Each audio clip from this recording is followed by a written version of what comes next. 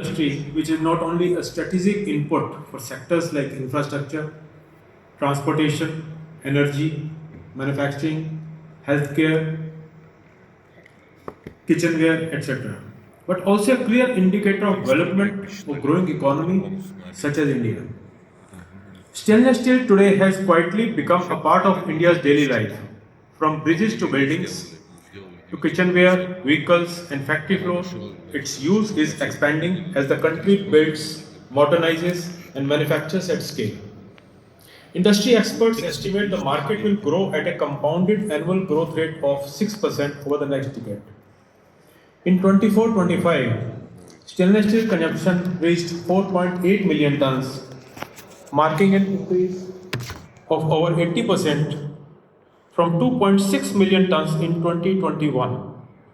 In the last year alone, the consumption increased by 8% as compared to the previous year.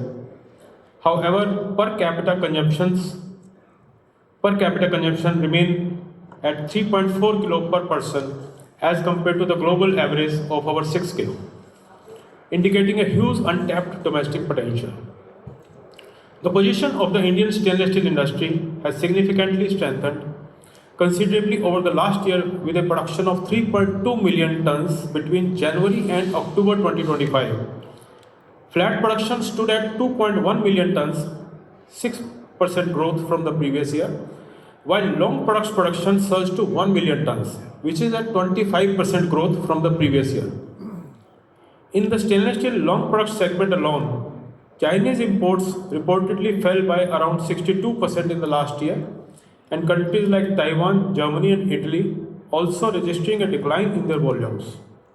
However, the gap has slightly been filled by increase in South Korean and Japanese imports over the last year, indicating a shift from bulk commodity demand to precision engineered long products.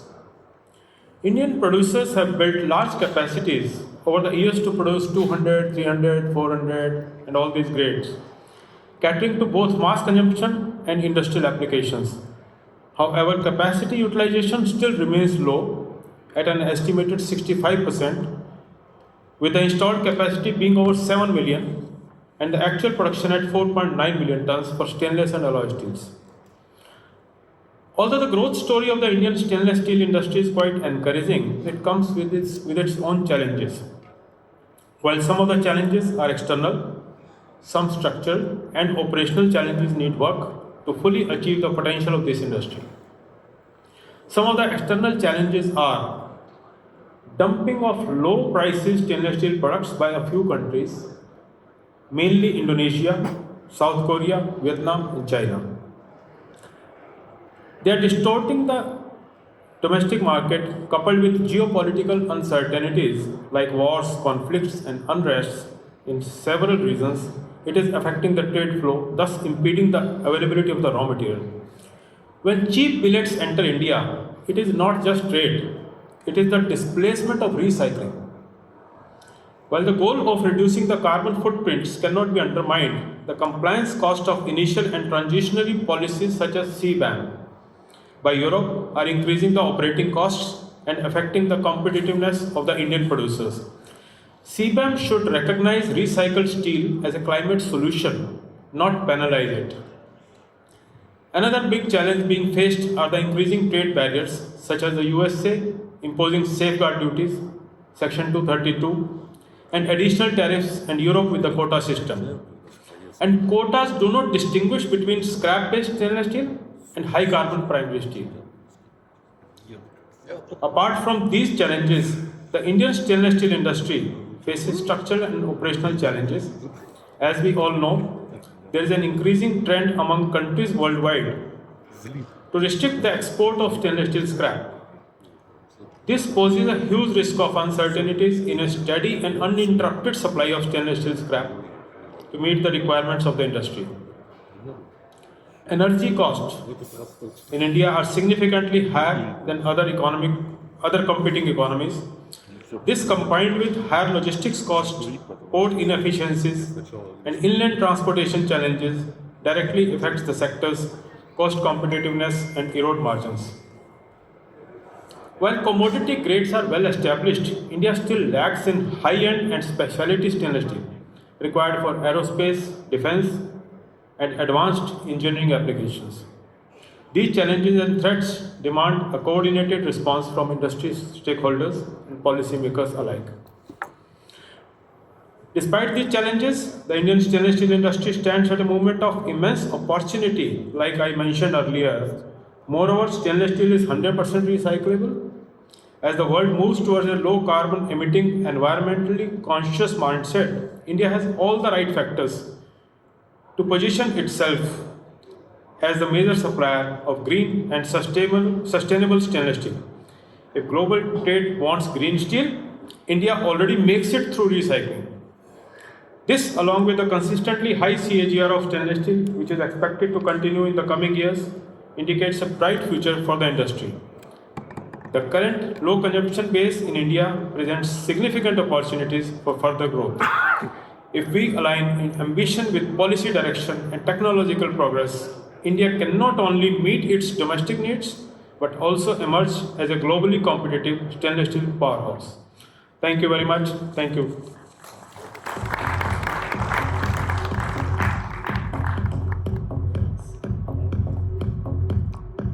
Thank you, Gopalji, for summarizing all the current trends and right now giving a mill's perspective. Now, I would now like to call on stage Mr. Dhruv. Dhruvji, please come and give us all the numbers which everybody wants to see.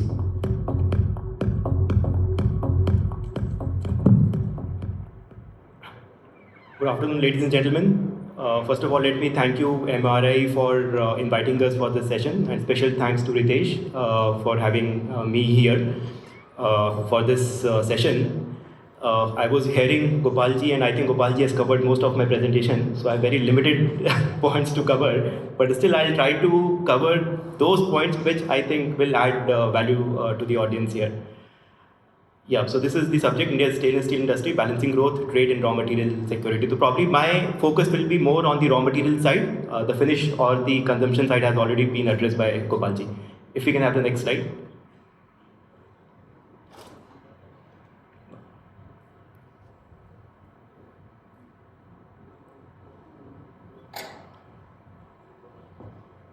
Yeah.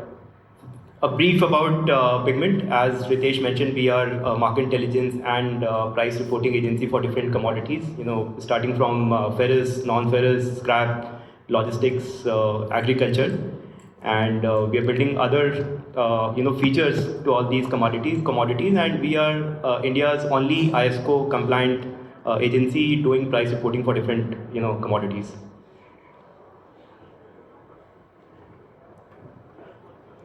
So my presentation would be divided into 5 parts. Where does India stand in the global stainless steel market? India's growth story, its capacity, demand and direction. Balancing the raw material equation, which I will emphasize the most. Stainless steel scrap trade flows and where India fits in, and things to watch out for. So before I start my presentation, I would like to set the context with a small video. If I can request console to play the video.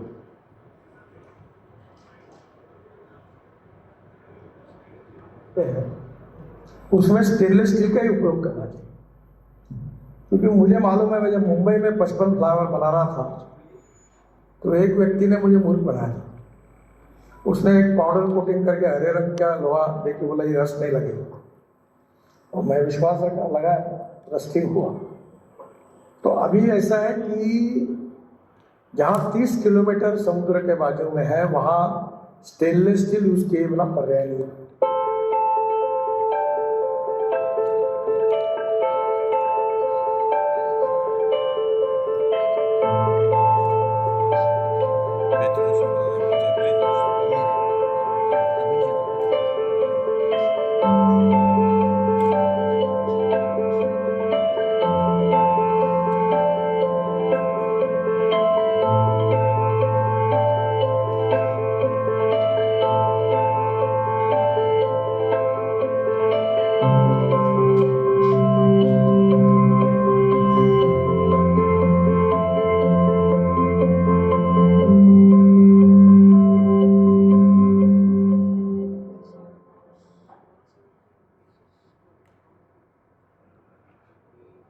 just to explain for those who did not understand Hindi, so the gentleman was our Minister of Road and Rail Transport, and he mentioned that the usage of stainless steel is,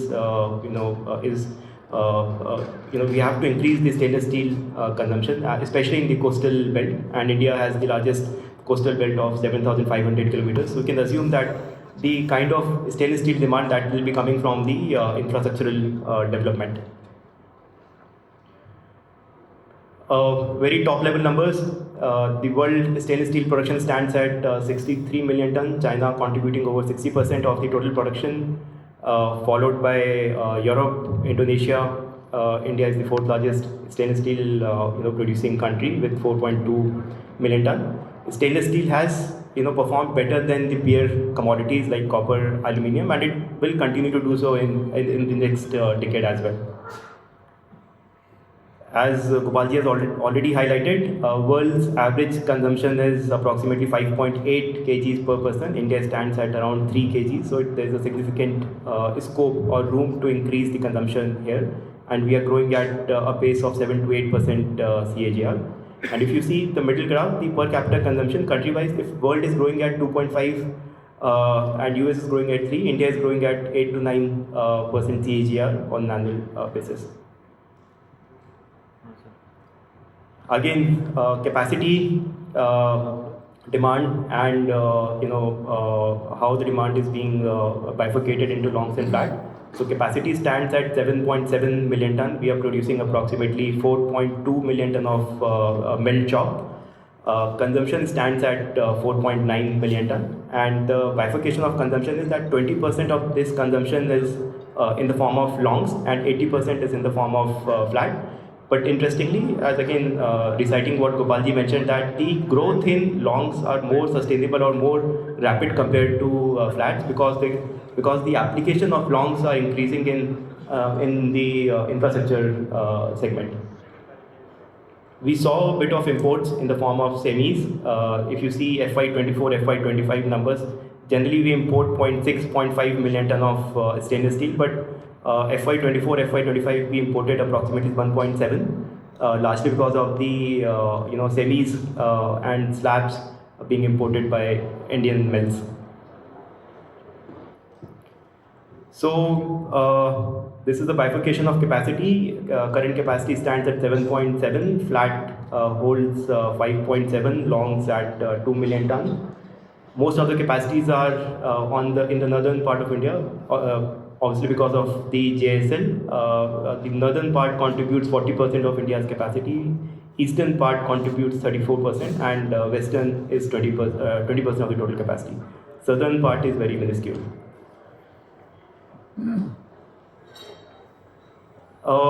Interestingly, if you see the consumption numbers, so consumer goods and process industry has been conventionally the highest consumer of a stainless steel product, but what we are noticing that there is a significant jump in ART, which is your auto, rail and transport, and also the construction segment.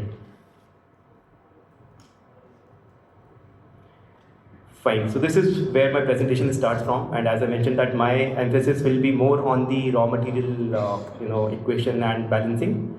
So what we have done, we have balanced the consumption of stainless steel as per grade in different industries. So there are, if you see this table, so we have divided stainless into long and flat, and on the left hand side there are the sectors which consume, and on the right hand side or the column side you see the grades which are being consumed. Green color represents the highest consumption, and as the color fades, it means that the consumption is low there. So the total consumption stands at 4.7 million ton, and this is how the grade-wise consumption has happened in different industry. And we have mapped this consumption for FY30. That what are the projected numbers and which industry will perform good and what grades are expected to be consumed here. Based on which we have done a raw material balancing. So based on this study, what we project that our stainless steel production stands at 4.5 million ton. SS contributes approximately 50% of the total production, followed by 300 series contributes 50% of the production, followed by 200 series and then 400 series. By 2030, we are expecting the crude steel production of stainless to be around 6.8 million ton. 300 series will continue to share the major pie with over 50%, followed by your 200 series and 400 series. So based on this, what we have done, we have mapped the raw material requirement. If you see FY25, we imported approximately 1.3 million ton of SS scrap, and domestic generation was 0.6 million ton. So total consumption of SS scrap was 1.8. Mild scrap was 0.9.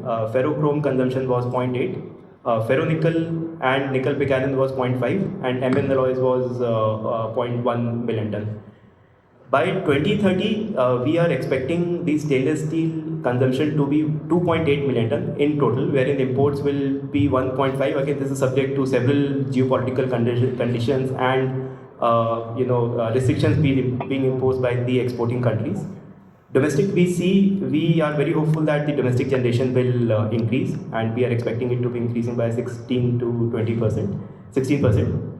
And mild steel scrap demand in SS making will increase at a 7.6% CAGR from 0.9 to 1.3. Noticeably, what we have seen in last few years, that the usage of NPI has increased from 0.5. It was 0.2, 0.3 earlier, and it is now at 0.5, and it is increasing at a rapid pace because what we have seen in China, that most of the stainless steel is being produced through nickel pig iron, which is more cost effective and more scalable. And with stainless steel scrap is becoming more scarce in the countries where it is being generated. So a lot of Indian mills are also shifting their feedstock to nickel pig iron. So this is one commodity which we feel that there will be a significant interest in next few years. So let us focus on the stainless steel scrap trade flows. So FY25, as we discussed, that the total consumption was 1.9 million ton, majority of which was fulfilled by imported scrap, and 30% of it was through the domestic scrap. We project these numbers to be 2.8 million ton total consumption of SS scrap by 2030, out of which around 50 to 55% will be served by the imported material, and rest will be catered by the domestic generation. And the next graph on the left hand side, if you see, these are the grade wise imports. We have seen increase in 304. Zurich used to be was a major grade which used to get imported, but what we learned, that the processors are now segregating the scrap at the origin site, and they are selling only the processed scrap there. So that is why the share of 304 has increased.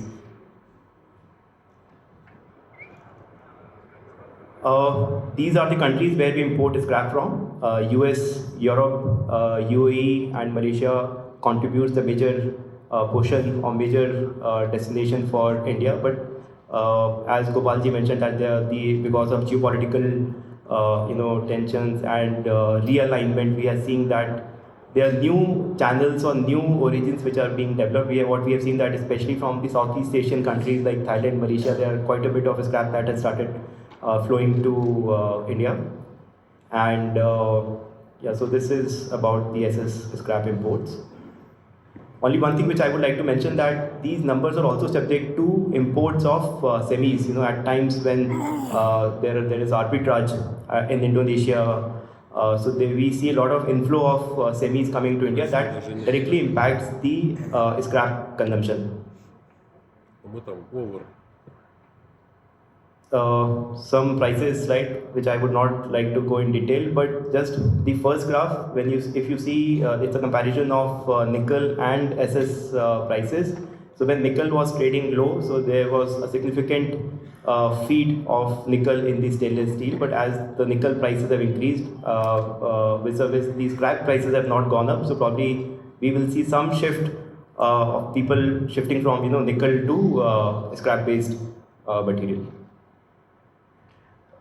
Just to conclude, we are expecting our stainless steel capacity to be expanding fast.